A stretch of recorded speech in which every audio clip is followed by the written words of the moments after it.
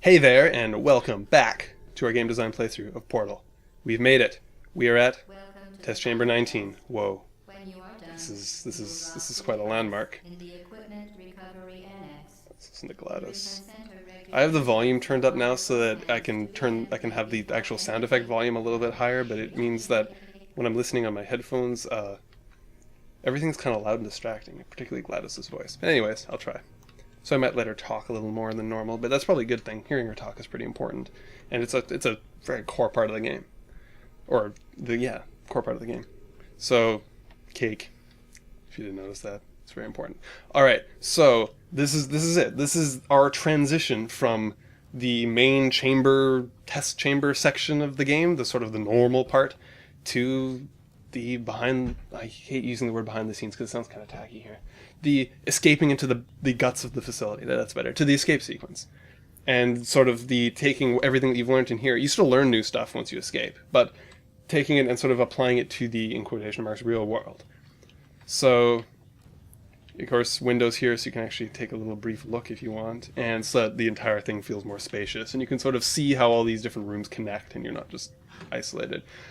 But, anyways, this last little bit here for Test Chamber 19. All right, so this basically is, I think gauntlet is the word I'm looking for here, but I could be totally wrong. That might not make any sense at all. But anyways, this is like it's a quick succession. Once this starts moving, it's a quick succession of like 4 small puzzles that you have to overcome, and because the platform is moving, you're implicitly timed at doing these, and you sort of have to quite quickly think on your feet in order to solve them, unless you die, and then you get as long as you want to think about it. But you have to think about them quickly and like sort of on the fly as you're going through this little path. So once I start this whole sequence is going to be in motion, and I'm going to be talking. I'll try and talk as quickly as I can to keep things going, but I may stop once we finish the escape and just talk for a while there, and hopefully you should remember everything that happened. So pay close attention, because I'll be talking for a while there, most likely, because everything here happens pretty fast, and I talk a lot. Alright, so we've seen a bounce puzzle like this before. This is sort of a small variation. It's going in and angled, at an angle, so you just have to sort of work that out. So let's do that. This isn't much. It's pretty obvious that this is to the player. This is what they need to do. This is just sort of a collection of things that the designers haven't made a puzzle out of yet, and they're all sort of very short, isolated things. So let's get this started. I can't remember. I think I have to bounce it off that side for it. Yes, I do. Okay, good. All right, and then you go here. All right. So first thing here, ducking. That's a really small puzzle, but it is a puzzle in itself. All right, the next part, this. You have to get past that door. The player will probably hop off here and they'll realize, alright, I'm not going to make it under, I'm not going to make it under, I'm going to press this. Alright, that gets me through, but that won't work. And so the solution is, of course, just to do that. Place it once you've lifted it and wait for this to come through. You will see a slightly harder version of this right after this pellet here. You'll notice. So they expand upon this sort of thing. Alright, this. So you notice how this is long, and you have a long time where you can look at this and sort of wonder what to do. You'll notice that it's also placed low enough that you can't just duck to get out of the way. But you just have to sort of redirect that pellet because it's in your way. We've never directly had to deal with a pellet like this before. We've had them where they sort of incidentally hit us, but we've never had it where the puzzle itself is keeping it from hitting us. And that's what you have to do there. It's in your way, you need to get out. This is the expansion I was talking about, blah, blah, blah. That's the solution, you all know that by now. But that's an expansion of the sliding door thing before. This time you just can't move the door, so you have to place it through there and hop through, which is a sort of interesting thing you've never done. Now watch this. Notice what is in your field of view. You can't see the escape thing above there. All you can see is the fire, and it's sort of distant and far away, and as you get closer and closer, it gets bigger and bigger, the distortion effect starts to kick in, you start to realize it, and it sort of mirrors the mental processes of anyone playing this. They start and they're going, wait, what is that? Is that fire? What are they doing? What is GLaDOS talking about? Is that? And then they sort of like realize slowly as it's coming in, oh my gosh, she's killing me. This is it, I'm done. And you'll notice that as you come over this sort of horizon-y thing here, you get to see where you can escape to. You have a very long time in here. It's very slow and deliberate. And you actually, I think I'm gonna kill myself while I talk about this. That sounds really weird out of context. I'm just gonna let myself die while I talk. But anyways, you can see the fire and stuff. It's very obvious. It's getting redder and redder. It's obvious you shouldn't be here. But you'll notice that is not up, because players don't actually look up all that often without prompting, as they talk about in the developer commentary actually. but that area up there is actually straight ahead of you. But the entryway into this fiery chamber is set up so you can't see it. Your vision is blocked for that upper area as you're coming in, and then only once you've actually entered the fire does that enter your line of vision, and it's right ahead of you. I mean, it is up, but it is not. You don't have to look up to see it. It is right ahead of you. I mean, you can see it right here. As you come out, it is straight ahead of you. If you're looking straight ahead, you will see it. It takes up half your field of vision. But it's blocked as you're coming in, so it's not like you instantly see it and go, oh, we're going to go up there. You don't realize it until you're in here and you've noticed the fire. So again, it comes back to this. The developers show you the fire first, then they show you the escape, and the player has to realize, oh crap, I can escape. Now I'm going to quickly do the escape. Hopefully I don't screw it up. That, alright, cool. And listen to GLaDOS. What are you doing? Stop it. We are pleased that you made it through the final challenge where we pretended we were going to murder you. This is, I mean, they mentioned this in the developer commentary. This is the first time GLaDOS has actually really exhibited any sort of, like, true emotion. And, like, there's actually some variation in the tones of her voice. It's not just robotic. She's not just talking like this. And she sounds panicked. And it has a real effect, because you've been hearing GLaDOS up to this point, but she's never sounded like that. She actually has almost human-like emotion, and she sounds panicked, because you've escaped. And that sort of indicates to the player, you did this right. You've escaped this thing, you've foiled whatever she was trying to do. And she was really creepy up until this point, but you didn't really know what she wanted or was going to do. And then you find out here, oh crap, she's actually going to try and kill you. And then you'll notice that she's panicked, and then there's like a little bzzzt effect or whatever, and then she starts talking robotically again, saying, we are pleased that you made it through the final challenge where we pretended we were going to murder you, and all that stuff. And she starts talking normally, like almost covering her tracks, going, oh, this was intentional, we actually were going to murder you all along. I don't know. It's genius writing. It's very clear at conveying to the player what just happened, and that what they did here, escaping, is the correct thing to do for the game, but it is defying what GLaDOS told you to do. And it's just, and the writing is just superb, and the performance by, I think her name is Ellen McCain? I think that's her name. It starts with Ellen for sure. I apologize profusely if I got that wrong. But anyway, her performance is superb. Again, it's like starting to put into emotion and then cutting it out and speaking monotone, or not monotone, but sort of robotically again. It's just superb. And the last thing I want to point out about this is that these horizontal walls, if you remember in their last video in Test Chamber 18, we learned how to jump into a portal on a horizontal wall, and I mentioned that you use it in the escape. This is what I'm talking about right here. In order to escape, you have to put it in a horizontal wall and jump out. And again, I mentioned this in Test Chamber 18, but having it on a horizontal wall makes sense as a design decision to sort of mirror what you're doing. This isn't like a normal puzzle here. This is supposed to feel like, I don't know, but personally, I find that jumping into the wall feels weird. It's a weird thing to jump into. And it's not like the normal, very deliberately designed walls or floors or panels or whatever that are obviously, they're there to put portals in and to walk through. This feels a little off, jumping into a wall portal. And so it sort of mirrors the fact that you're escaping, you're defying GLaDOS, you're doing something you're not really supposed to do according to the universe. You're supposed to do it according to the game designers and the game that you're playing, but not according to the universe. And that jumping into the wall, the choice of that being the puzzle you solve to escape or to initiate the escape is, I don't know, I really like it, because it reflects directly that you're doing something off. It's not like a normal way where it's not like they just put like a little platform here and you just walk onto it and drop down and come out here, or something like that. You have to jump into the wall, which is sort of a weird motion to do. And I don't know, that helps reinforce and sort of be in tandem with the whole fact that you're escaping. This whole section here, this blew my mind when I first played it. Portal was one of the very first games that I played, I don't know how to put it, consciously, I guess. Like, I've been playing games for a long time, ever since I was a kid, but like where I truly knew what a game was and parts of the game industry and the different types of games, and like, I guess this is a AAA quality game. Like, actually playing games and knowing I was playing games and sort of actually thinking about them. Portal was one of the, if not the first game that I truly played conscious of my fascination by video games. And this blew my mind when I played it. I was just blown away. I could not believe it. Like, I couldn't believe that the designers, the people who made this game, were so smart.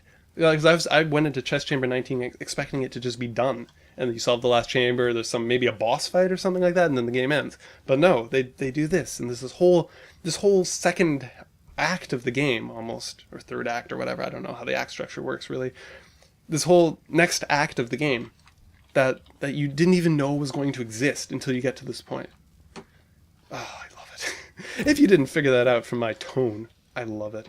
Alright, so the player then will look around, they may try this door, they realize there's no handle, there's no sound, they can't get through there. And they'll see that this is really tall and that there looks like there's something over there they can go to, and the solution is to double fling over there. They're pretty comfortable with something like a double fling. Now, there are a couple of things that the player needs to learn now. I mean, non-portable surfaces are still non-portable. Portable surfaces still portable, things like that. But they're like this ground, there hasn't really been ground that looks like this. So the player sort of has to learn a few new textures used for walls and grounds and stuff that represent whether something is portable or not. I mean, that's fine. The player will, the color scheme remains basically the same, so it's not a huge leap, but the player just needs to try it and go, oh yeah, okay, so this, even though this doesn't look quite like the wall panels, it still works fine for portals. And the fact that it's a very similar color helps. Also, you notice those pipes there, which go out and then bend inwards as if they've been broken. Very clearly, they help draw your attention to the fact that you should go there. If it was just, imagine blocking out those pipes on the other side and it's just that thing, it's not quite as clear that this is where you should go. The pipes help mark this as where you should be going. Anyways, let's do that. Let's do our double fling. Yeah. There'll be more. I'll be talking over Gladys's dialogue, but it's just gold. So, the aesthetic for the game has changed, not totally, but has changed pretty dramatically. It's no longer the sterile walls of the test chambers. There's stuff. There are things that clutter the rooms that aren't part of the test chambers, like barrels and stuff. There are different colors, there are beams, there are walkways, there's all this. It's different, and it's really striking, because the player has spent the last, however many hours playing the first 19 test chambers, and they get to this, and it's just, the difference is striking. You notice also the sort of red coloring it started with the fire there, you see it here, it starts coming in other places, it's just an added visual thing. So obviously here most players will try walking up the stairs, it's going to collapse, it's not going to work, and then they'll realize, oh, I can place a portal and go up there. It's not that big of a leap. But these sort of catwalks are new. Like everyone knows how catwalks work, but players have never seen them in test chambers before, so you do still have to just kind of get used to them. The next thing is doors. The player has to open like manual, normal doors in this final act of the game, and they have to teach the player to do that. So you'll notice that the doors later on aren't ajar, but this first door with the handle is ajar. Simply walking up to it isn't enough. You actually have to press E to open it. But they made the door ajar so that it's obvious that, okay, maybe I can go through there, because there isn't really anywhere else obvious to go. But the fact that it's ajar helps draw your attention to it, and then after this one, you come to doors that are not ajar, but still have a handle. And, okay, yeah. So that's that. I mean, this is all just really cool. You just get to see all this stuff going on behind the scenes. You've seen the turrets, but you've never seen how they're like made or deployed or anything like that. And as you come through all these things, you see them and you go, "Whoa! So these are the turrets." I don't know. It's great. So you walk up here. All right, you'll come here, and the solution is to go through there. Again, okay, this door looks very similar, but it doesn't need to be ajar this time because the player knows, all right, door with a handle like that, I can probably go through it. You'll notice that this fence, players probably know at this point that through a grate or a fence you can place a portal, because they've had to do this. They did it once in the introduction to the turrets at the end of that level. I think they've done that a few more times. I don't quite remember. But they just have to know that you can fire a portal through a grate. You can put it up there if you want, but it doesn't really matter. You can fire through a grate just fine. You'll notice that there is a pretty prominent lock on this door and no way to open it by pressing E. So players... Putting a lock on the door indicates to the player that, okay, this door, somebody's trying to keep you out, and it makes it clear that this is in fact a door, you just can't get through it, and it's not like some wall that you're not supposed to get through. You're supposed to get through here, it's just blocked. And so you place a portal there, blah, blah, blah. Also, test chambers haven't really been this cramped until now. This is very cramped, and it's a lot more so than we're used to. I mean, it changes as you go through, but it's just interesting, because you've never solved puzzles in such a tight space, really. Alright, so another interesting application of portals. You have to miss a bunch of times because you're not going to be able to get it until you happen to get it through. And then drop through. One of these sides might be better than the other to go through. I don't know if it matters. And so the player will get out here to another sort of puzzle section. Again, doorknob not ajar anymore, but this one doesn't open. That's actually... Oh no, this one is because you can open it from the inside. That's right. Okay, I was going to say that's an interesting design decision that they would have these doors with the same sort of visual indicator of an openable door, but you can't open it. But that's because this opens from the inside, and that you can get in, you just need to get over to the other side first. Okay, that makes sense, I guess. But when you try and open it, you get the sound effect, you get the very visual wiggle that it's not opening, and that you're not going to be able to get through there. Alright, so you can see the cubes being put through the vents. So we had just previously using a portal to get up onto a catwalk. Now you have to do something similar here, but you actually have to kind of make a bit of a jump. I often miss this, so bear with me if I suck. But you just kind of have to make this jump. Oh, okay, that was cool. Like that. And then this door is actually already opened for you. And you can go through it, and yeah, you can open the door from the other side here. And you can sort of, again, explore this. There's still puzzles here, but part of the draw of this section is just exploring this and seeing this side of the whole test chamber thing. You've only seen one very small side of it, and that's all you've known until you get to this point, and then it's like a blindfold is taken off of you, and you can finally see everything that's actually going on, and what this test chamber really is behind the sterile gray walls. And it's part of the draw of this section is just the player exploring that and going, whoa, every time they see something. There's some funny Black Mesa cross universe stuff going on there. The cake recipe, all the good stuff. And this is where oh man. This is just so, it's so cool. You get to see the test chambers. These are very recognizable. You recognize these as the test chambers that you've been through before. Yet, you're looking at them from these glass things. I mean, you've obviously noticed these sort of glass bluey rooms before, but you've never seen them from this side. And it's just fascinating to look down on the chambers that you were just in before and think, oh, so that's what's, oh wow, now I'm back here. It's fascinating. It's just fascinating. Also, it's sort of creepy to see all this stuff that looks used, but there's nobody here.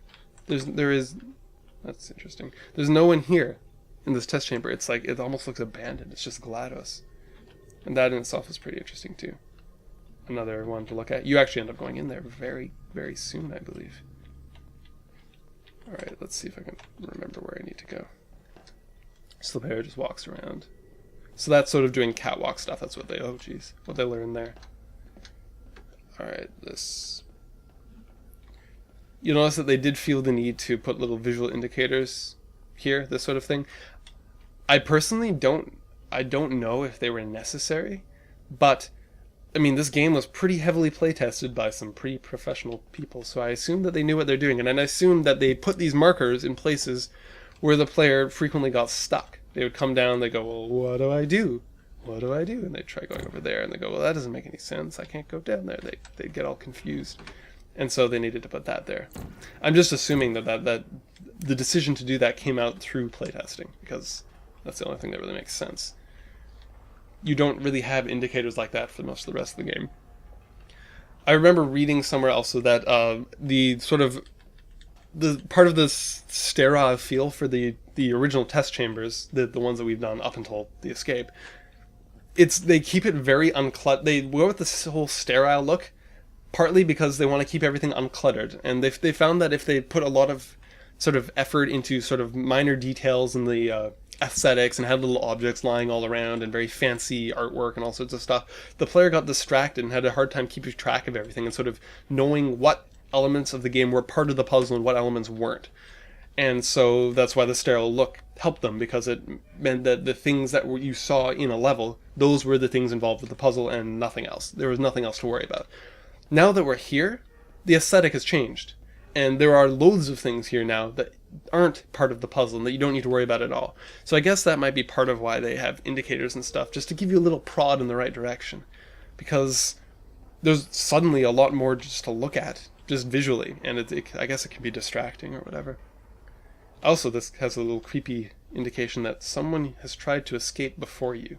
And that's kind of cool to think about that. Alright, so let's continue on. Actually, oh, right, I need to fling here.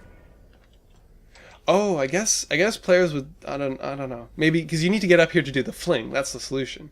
You need to give yourself height and then do the fling. Oh, although you can... Actually, hold on, I need to try something. Does that work alone? Okay, no, that's not what I wanted to do. That's not what I wanted to do. Let's put that there. Let's try this. Does this get you through? No, it doesn't. You have to double fling. Okay, so you can double fling as well. You can get up there. Both work. But you need to gain height in order to do this fling. And I mean, that's what that's there for. I don't know. Anyways, that's I guess a little bit of a mystery to me still. All right, this again here you're doing stuff that is totally different from anything you've done up until this point. This sort of indicates that the same person who was in those sort of side things that we saw in the earlier chambers is here. The whole cake is a lie thing and the handprints and everything, and so oh, this person must have been here. They must have tried to escape too, and you get this whole implied story thing, which is just fascinating. And you'll notice with this, like, imagine this scene without the this weird sort of smoky effect here. The smoky effect helps draw your attention to this and make it obvious that this here is a key part of this room. There's not some weird portal combination thing that you have to do to get somewhere. You just have to hop in there. And that's what that does. It draws your attention to it. And the broken thing makes it obvious as well that, oh, you have to go in here. And so that's what you have to do. And then once you're in, you lose control. And you get some nice flyover stuff.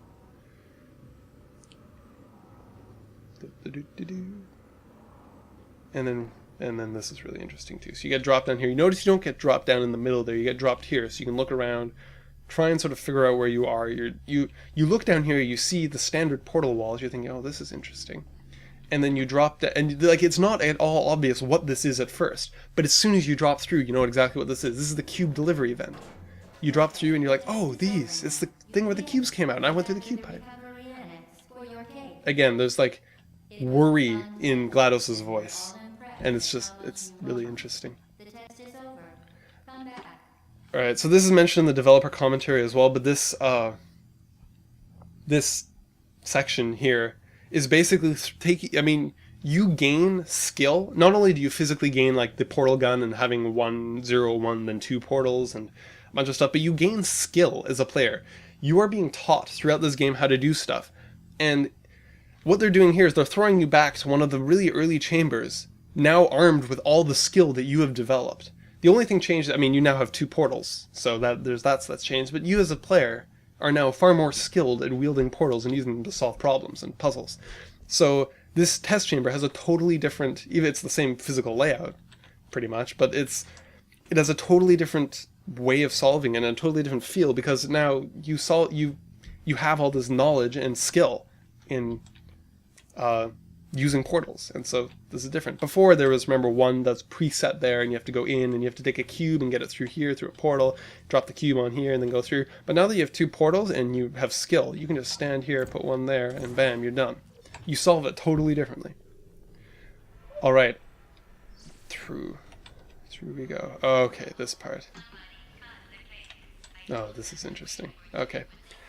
So this is another sort of portal combination that we've never actually done until now, and this is really interesting. And you fire through the gate. There was clearly no other portable surface in sight here. You have to go through there, and then you place the other one here. And then you're in this weird situation where you're half in a portal, half out of a portal. You notice you can actually see your feet. That's kind of cool. But you're half in a portal, half out of a portal, and you can't actually like move properly. You have to duck and then move, because you just portaled to the underneath of something. And so we've done like the other direction of this portal. We've never done a portal combination like this where you go through a floor and out a ceiling, but you're stopped halfway through by just a floor, so you stop falling. We've done it where you pop through and you just fall for a while, but we've never done one where you pop halfway through and then you're here.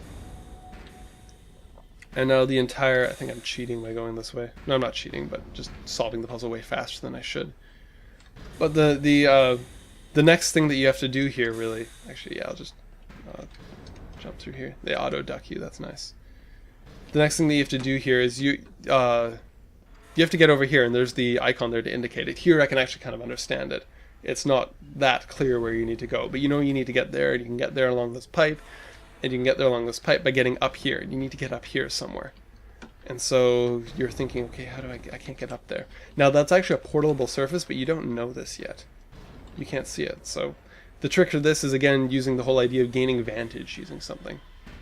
Well, that won't crush me. Cool. And so that's what you use this for. You gain vantage. And then you place that there. And now this creates another interesting portal combination, and that is going up through a ceiling and out of a floor. We've never really gone up through a ceiling before at all. Not to mention come out of a floor. So it's basically like you're being... The orientation is not being changed, but you're being teleported like a couple feet. That's pretty interesting. That's pretty interesting indeed. So it's just making your body, like cutting your body in half and moving it up like a couple feet. Anyways, and then this is your introduction to the moving pipes, which are actually used a couple different times throughout some of the puzzles here. Nice touch that you actually move faster while it's going. That's very cool. And then here you get to some great stuff. Alright. So, I mean, players at this point, they know that this is the thing says you're supposed to go this way. They see that they're going this way, and there's a grate, and there's obviously a portable surface, and they know they can put through a grate, so they put it out here. And then there's nowhere to put another thing. So this brings us to another sort of style of puzzle, where you can place the destination portal, but you can't place the entry portal. And so you realize, oh, there's actually nowhere to put the entry portal, and so you have to go all the way back to there and place the entry portal in here in order to get through. And this is done again a couple different times throughout the game. Alright, from here, where do I... Oh yeah, you just do like that. Okay. And I think I'll get... Okay, yeah. That is it for this video. I'm gonna have to cut it there. We'll continue the rest of this in the next video, the rest of this escape sequence. More next time. Until then, have fun.